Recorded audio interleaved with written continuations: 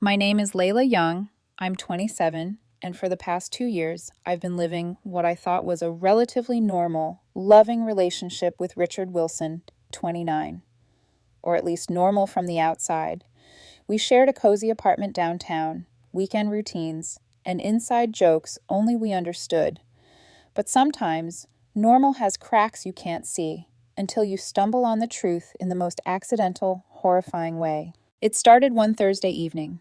I had gone out to pick up groceries, and Richard was unusually secretive, texting under the table and smiling nervously whenever I glanced at him. I tried to brush it off, blaming stress from work or maybe something with his friends. But deep down, a tiny voice whispered that something was off. I shouldn't have listened, but curiosity got the better of me. As I passed the cafe where Richard and his friends often hung out, I noticed his car parked outside. Through the window, I saw him and 3 of his friends, Meredith, Kira, and Ashley, huddled around a table, phones out, papers spread in what looked like a tactical operation. My stomach sank. Then I heard my name. "Layla's going to break if he doesn't beg," one of them said. "We need a script." She says it's over, and we record it. A cold knot formed in my stomach. Wait, what? A script? A fake breakup? My boyfriend's friends were plotting to test me, to manipulate my emotions for what, exactly? To see if I'd cry, beg, or fight for him. I froze behind a pillar, heart hammering, as their voices continued. She needs to say she's not feeling it anymore. If he shows emotion, he's a keeper. If he just accepts it, he never really loved her. I wanted to scream, to storm in and demand answers, but I stayed hidden, listening. They were gleeful, high-fiving each other like they'd solved world hunger. Like this wasn't just cruel, it was absurd. They had literally crafted a scripted test of my loyalty. I swallowed hard, my mind racing. 2 years together, living together for 6 months, and here I was, learning my boyfriend was potentially going to act in a performance piece orchestrated by his friends. And yet, a strange spark ignited. If they thought they could control me with a scripted scenario, they were about to discover that I wasn't a pawn. Back at our apartment, I paced, replaying what I had overheard. Richard walked in casually, as if nothing had happened, and I felt a surge of both anger and determination. I decided I would play along, but on my terms. If they wanted a performance, I could give them one, but I wouldn't be the one humiliated in the end. I began making notes on my laptop, pretending to check spreadsheets while mentally mapping out every piece of leverage Richard had been hiding. $47,000 in gambling debt, the bedbug infestation I had been quietly treating in our apartment, pre-registered marathon commitments that required non-refundable fees, my car's failed inspections and expired license he hadn't mentioned, and even the legal documents related to our lease and insurance that he had neglected. Each secret I discovered became a weapon, not to hurt him, but to turn their twisted loyalty test back on them. Later, when Richard attempted to start a conversation about dinner, I kept my face neutral, my eyes calm but alert. I could feel the script of manipulation lingering in the air, the invisible strings his friends had thought they could pull. But now, the strings were in my hands. I wasn't just going to watch. I was going to rewrite the story. The plan was simple in theory. I would let him start the performance they expected. But then, carefully, I would reveal the truth of reality, exposing every hidden problem, every omission, and the absurdity of the test itself. A strange calm settled over me, anger mixed with clarity. Betrayal was a bitter medicine, but it also sharpened my instincts. I could almost hear Meredith, Kira, and Ashley cheering in their heads, imagining the tears, the pleading, the dramatic begging.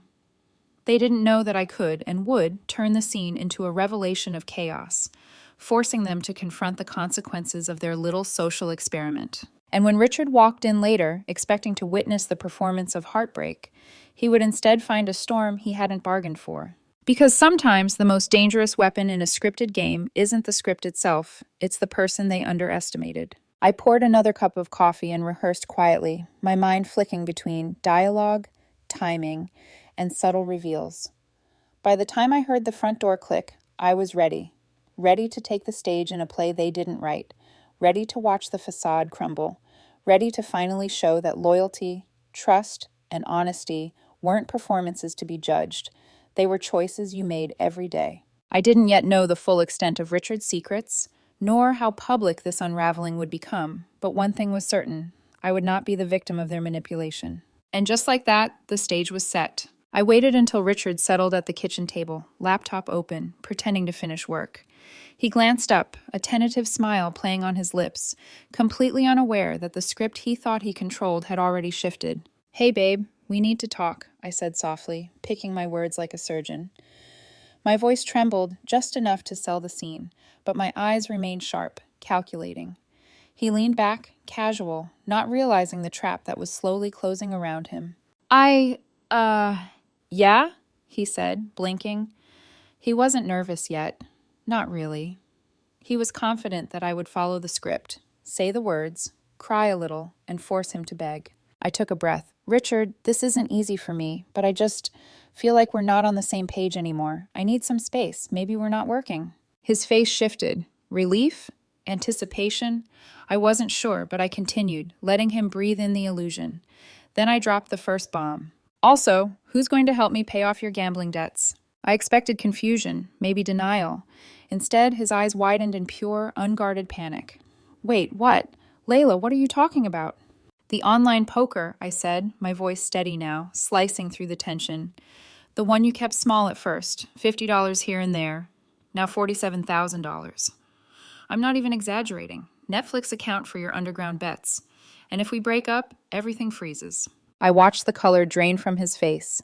The friends, who had been quietly planning to record my breakdown, suddenly appeared like vultures, bursting into the room. Meredith, Kira, and Ashley froze mid-step, their mouths opening and closing as if underwater. This is, you're joking, right?" Richard stammered. "Not joking," I said, "and that's just the start." I gestured to the corner of the apartment. "The bedbugs.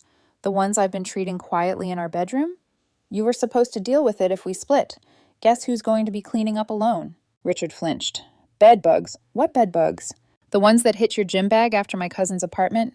"Yes, those ones," I said flatly, letting the absurdity sink in. Then I added the next revelation, savoring the pause that made his eyes dart between me and the friends like a trapped animal. "Remember the couple's marathon we signed up for? $500 each, non-refundable, team shirts already made with our faces. Yeah, that's still happening. Also, your car, the scratch from last month, that was you practicing parallel parking at 3:00 a.m. after failing your license 4 times. The license has expired." His jaw dropped. Words failed him. The friends, who had thought they'd orchestrated the perfect loyalty test, suddenly looked like they'd stepped into a horror movie instead. Ashley's phone slipped from her hand. Meredith's eyes darted around, trying to figure out what had gone wrong.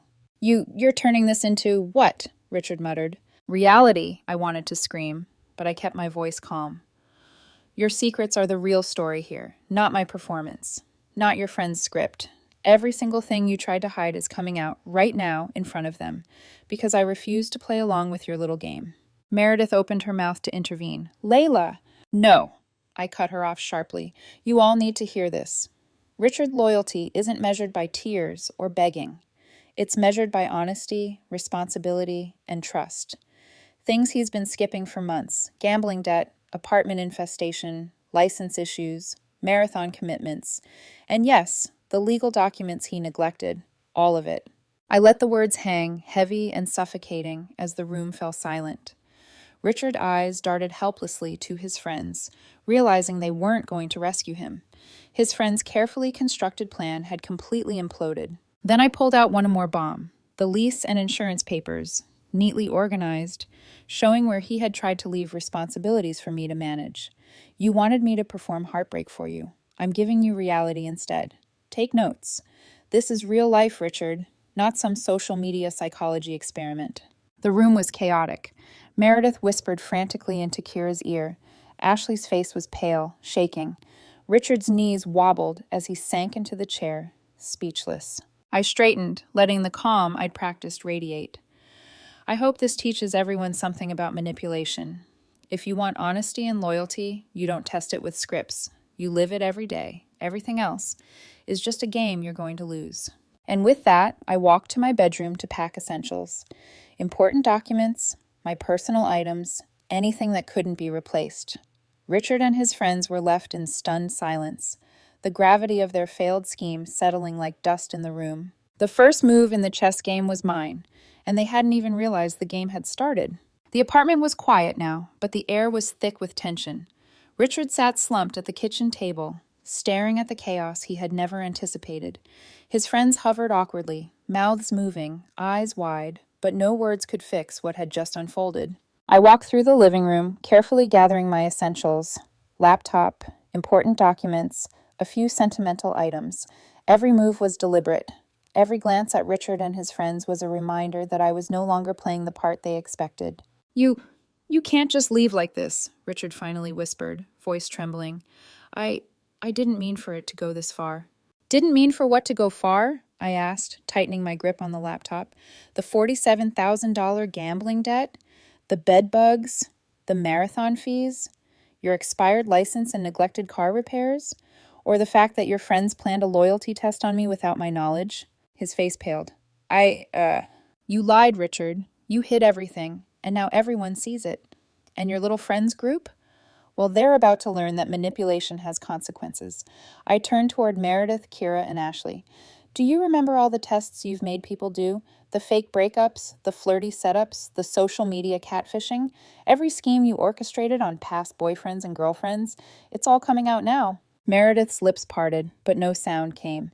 Kira shifted uncomfortably, avoiding my gaze. Ashley's hands trembled, her phone clutched like a lifeline.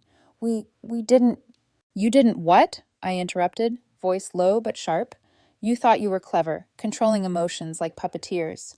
But here's the reality. Honesty isn't a performance. Loyalty isn't a script. And manipulation? Well, it blows up in your face every single time." I pulled out my phone, swiping through screenshots I had taken of their group chat and texts. "I have proof of every word, every plan, every instruction you gave. Meredith, you had Kira flirt with your ex to test him. Ashley, you catfished your last boyfriend to measure loyalty. And you, Kira, you convinced Layla." I paused to let the irony hang in the air, smiling at the friends' shocked faces. "Oh, wait, that's me." Richard looked like he was going to speak, but I ignored him. I didn't need his excuses. The evidence spoke louder than any words. "And now," I said, closing my laptop with a snap, "you all get to see how it feels when your games backfire. I'm not here to humiliate for fun. I'm here to show you the cost of deception, both to the people you manipulate and to yourselves." The room fell silent again, heavier this time. Even Richard seemed to grasp the weight of his own failures. He had tried to control my reaction, but he had overlooked one crucial fact. I wasn't just any partner to manipulate. I was Layla Young, and I had my own agency. I started packing methodically: clothes, electronics, anything I valued. The friends floundered, unsure whether to intervene or just flee. Richard finally muttered, "Layla, please don't do this. We can fix it. I can..."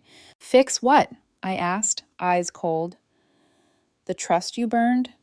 The betrayal you orchestrated? Or the fact that your friends tried to turn our relationship into a performance piece?" Meredith's voice broke the silence. "Layla, this isn't... You can't just..." "I can," I said firmly, "and I will." I left a note on the counter. "Your stuff is safe. I took only what's mine. Apartment is paid through the end of the month. Your friends can figure out the rest. Layla."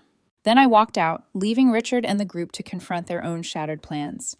The power had shifted. I wasn't crying, begging, or performing heartbreak. I was calm, in control, and finally free of their manipulation.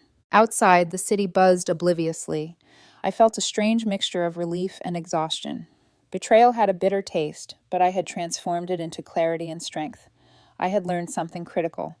Loyalty can't be tested with scripts, and trust can't be earned by deception. Later, when mutual friends began to hear whispers of what happened, the domino effect took hold. Richard's past manipulations, hidden debts, and negligent behaviors became public knowledge. His reputation began to unravel, while the friends faced social consequences for their repeated schemes. I walked to my car, collected the few items I had left behind, and breathed deeply. Freedom didn't feel light. It felt earned. The chaos I had unleashed was a reflection of the chaos they had tried to create in my life. Karma, it seemed, worked in mysterious ways. By the time I returned to my apartment to retrieve my remaining personal items, texts and calls flooded in. Apologies, accusations, attempts to explain, plead, and manipulate. I ignored them all. This was their world unraveling, not mine. For the first time in months, I felt untethered from the deceit that had threatened to define my relationship. And somewhere deep inside, I knew that the next chapter, one written by my choices alone, would be far better than any script they could ever have written. Days passed, but the echoes of that evening lingered. The apartment, once a shared sanctuary, felt like a mausoleum of deceit. I moved through it carefully, packing the last of my belongings: photos, sentimental keepsakes, legal papers. Every item I touched reminded me that I was reclaiming my life from the web of lies spun by Richard and his friends. News of the loyalty test had leaked in whispers at first. Mutual friends reached out cautiously, unsure which story was true. By the end of the week, the truth, backed by screenshots, texts, and group chat logs, was undeniable. Richard's gambling debt, hidden bedbug infestation, unfulfilled commitments, and legal negligence were all out in the open. His friends' manipulative antics were exposed too, revealing a pattern of toxic behavior that spanned months, even years. I watched from a distance as the dominoes fell. Richard tried to spin the story, but no one was buying it. Ex-partners corroborated my evidence. Friends confronted him with proof. Social media, which had once amplified their games, now reflected the unraveling of the deception. The friends who had orchestrated tests, recordings, and staged drama were suddenly facing the consequences of their own schemes: broken relationships, fractured reputations, and social embarrassment. I didn't gloat. That wasn't the point. Watching them falter was simply a side effect of truth. My focus was on myself, on rebuilding a life grounded in honesty and self-respect. I changed locks, updated legal documents, and gradually reclaimed the space they had tried to manipulate. And somewhere in that process, I realized something important. I had grown. Betrayal and manipulation had been bitter teachers, but they also revealed my own strength. I had faced a manufactured storm, turned it into a revelation of truth, and emerged unbroken. Life, predictably unpredictable, moved forward. I reconnected with friends who had distanced themselves from the chaos. I poured energy into work, hobbies, and passions I had neglected. And somewhere along the way, I met new people who valued honesty over performance, authenticity over games. Occasionally, I would glance at the apartment one last time before leaving for the day, remembering how fragile trust can be and how fiercely it must be protected. I had learned that loyalty isn't something to be tested. It's something to be nurtured, lived, and respected. Richard.